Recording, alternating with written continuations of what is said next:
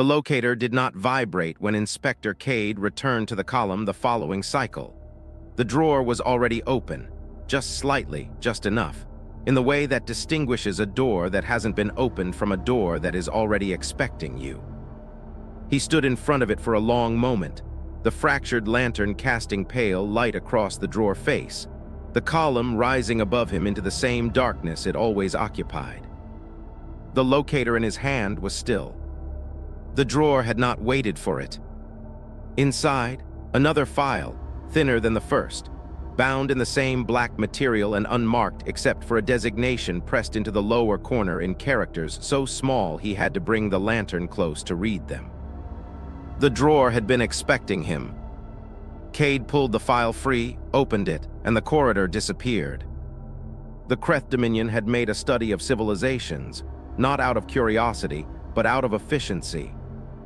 In 43 prior operations, they had developed a reliable taxonomy for the worlds they stripped: primitive, intermediate, advanced. Primitive worlds required clearing. Intermediate worlds required suppression. Advanced worlds required negotiation, or superior firepower, depending on the arithmetic. Ilyssar had been classified as primitive. No satellites, no emissions, no industry, population apparently concentrated in small surface clusters. No evidence of manufacturing, energy infrastructure, or weapons development. The classification had been made from orbit, by instruments designed to detect the kind of civilization the Dominion expected to find. It had not been wrong exactly, it had been looking at the wrong planet. The Vhalori had not chosen to live underground because it was safer. They had chosen it because of what was down there. 3 kilometers below the surface of Ilyssar, aetheryte veins ran thick as rivers through the rock, not isolated deposits, not concentrated pockets, but an interconnected network of crystalline growth that had been threading itself through the geological structure of the planet for longer than the species had existed. The Vhalori had not discovered aetheryte. They had been born into it. Their tunnels followed the veins. Their cities grew at the intersections. Their biology had spent millions of cycles breathing air saturated with aetheryte particulate, absorbing trace amounts through their skin, metabolizing it at the cellular level until the boundary between organism and mineral had become, in some respects, theoretical, which was why their pheromones traveled so far, and why they carried so much. The aetheryte in the tunnel walls amplified every chemical signal the Vhalori produced, routing it through the crystalline network the way a nerve carries impulse, faster and further, and with greater fidelity than biology alone should have permitted. A pheromone released in Vhalori could be detected, undiminished, in a city 400 kilometers east within seconds. The Vhalori called this the deep current, not a technology precisely, but what the world did. They had learned, across millions of cycles, to use it with the same unthinking fluency that other species used hands. And now Seer had learned to use it for something new. The War Council met in the upper chambers of Vhalori, where the aetheryte veins ran closest to the surface, and the deep current ran strongest, 47 Vhalori present, none of them speaking, because speaking was not how Vhalori councils worked. The chamber filled instead with a layered chemical presence. 47 individuals broadcasting simultaneously, their fears and calculations and grief and doubt and desperate hope all released into the shared air at once, mingling, interacting, producing a collective state that belonged to no single mind but emerged from all of them together. It was, to those fluent in it, the most efficient form of governance ever devised. Every participant knew what every other felt, every position was understood, every fear was heard. The council did not vote. It resolved the way a river resolves from tributaries, not by any single stream winning, but by all of them finding the same direction. Vane stood at the far wall and watched it happen. He was the oldest Vhalori in the chamber, old enough that his bioluminescent veins had faded from deep emerald to a cool, pale gray, like embers that had been burning so long they had forgotten they were fire. He had been keeper of the sealed archive for 300 cycles before it broke open, and he had known, in abstract terms, what the chambers below Vhalori contained. He had not been prepared for what they released, and neither had any of them. But Vane was old enough to know the difference between a wound and something worse. What the archive had done to the Council was a wound, terrible, survivable living tissue responding to damage. What it had done to Seer was something he did not yet have a word for. The hatchling stood at the center of the chamber, motionless, producing nothing. In a room of 47 minds broadcasting their full inner state into the shared air, Seer was an absence, a silence with a shape. The chemical current flowed around her, through her, and she contributed nothing to it. No grief, no fear, no calculation, no signal of any kind. A still point in the middle of the current, waiting for the noise to settle. When it did, she spoke, not in pheromones but in plain signal, dry and flat and precise. She told them not what she proposed, not what she recommended, but what would happen. The Council's response was immediate and complex, fear in several directions, doubt from the older minds, a deep discomfort at being handed conclusions rather than consulted for them. Vane felt his own response underneath all of theirs, cold recognition. She was right. In the 3 days since the archive had opened, Seer had mapped the Kreth sensor grid by correlating the timing of false readings against known tunnel resonance patterns, identified 7 structural weaknesses in the Dominion's supply chain from the sound signature of their transport vehicles conducted through the Aetheryte relay, and calculated optimal disruption sequences timed for maximum effect and minimum Vhalori exposure, presenting the full plan to the Council in less than a minute. The Council resolved. Vane watched the chemical current find its direction and felt the particular dread of someone who has recognized something they cannot undo. He found Rael after the chamber emptied. "Watch her," he said. Rael's response flared immediate and bright. Loyalty, protectiveness, a flash of defensive heat. "She's saving us." "I know," said Vane. He moved away down the tunnel, his pale veins barely flickering. "That isn't what I'm worried about." Rael had been kin-adjacent to Seer since their first hatchling cycle. If Seer was the silence at the center of the storm, Rael was the noise at its edge, broad-bodied for a Vhalori, in perpetual motion, skin veins cycling through amber and deep red, and the restless gold of a mind that could not hold still. Emotions broadcast constantly and without filter. The kind of mind that fills a room before it arrives and lingers in the air after it leaves. By every measurable quality, they were opposites, and they had been inseparable since they were 12 cycles old.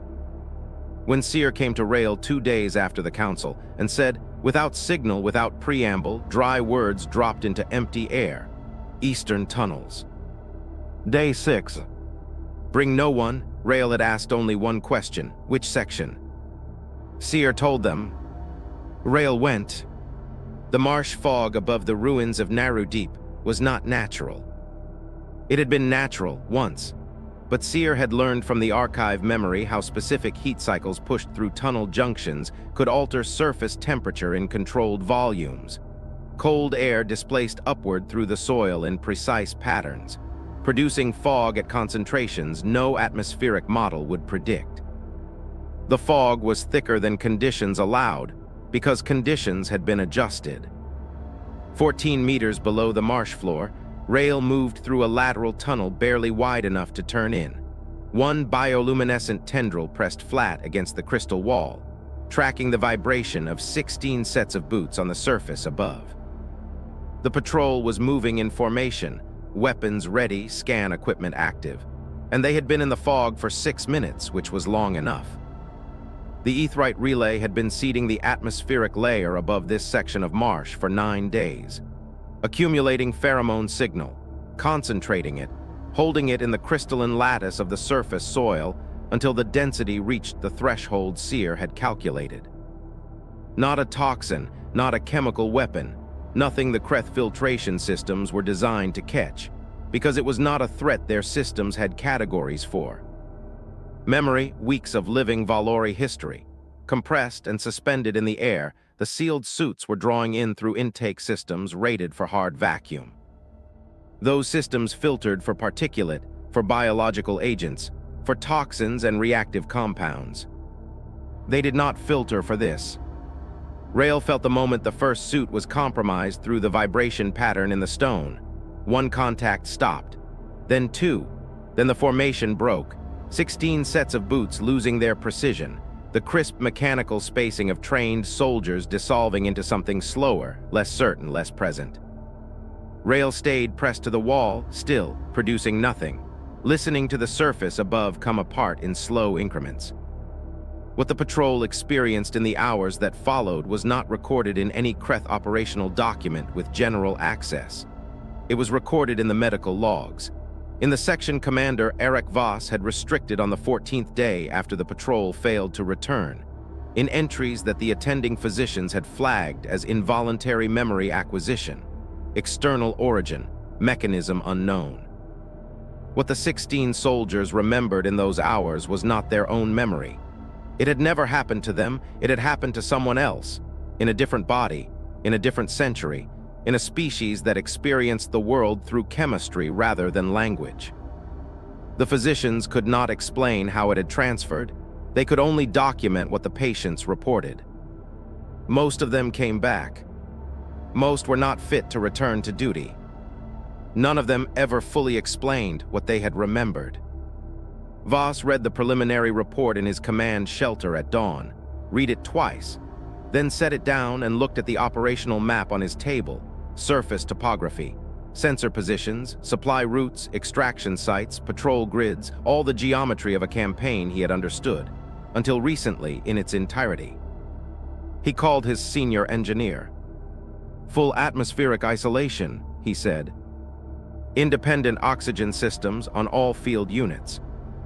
Closed loop. Nothing external in. Nothing."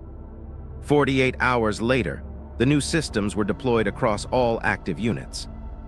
The following week, pheromone compounds were detected inside 4 closed-loop suits. No breach points identified, no mechanism found. The engineer came to Voss's shelter and stood across the table from him and offered no explanation, because there was no explanation to offer.